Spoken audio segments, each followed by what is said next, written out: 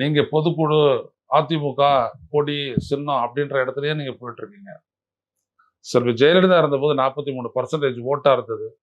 சட்டப்பேரவை தேர்தல் 31 ஆகுது. அதுக்கப்புறம் இப்ப 20, 21 நிக்குது. இன்னைக்கு நிலை என்னன்னே தெரியாது. அப்ப நீங்க சொல்லுவீங்களா அந்த கட்சி பலமா இருக்குது, அவர்கிட்ட கட்சி பலமான ஒரு கட்சியா தான் அவர் வச்சுட்டு இருக்காரு சொல்லுவீங்களா? எப்படி சொல்லுவீங்க?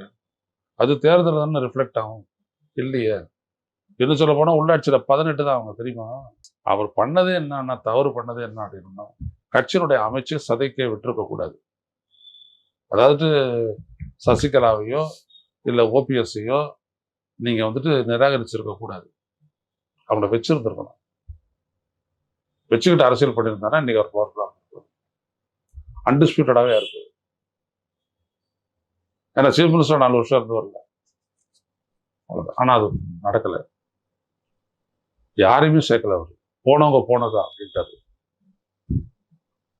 புரியுதுங்களா? 2வது விஷயம் எப்படி பொதுச் செயலாளர் பதவிக்கு போட்டியிடணுன்றதுக்காக அவர் கொடுத்திருக்கக்கூடிய வரையறை எல்லாமே இன்னைக்கு வந்துருக்கு கேள்விக்குரியதாயிடுச்சு இல்ல. அப்ப என்ன இருக்குதுல்ல?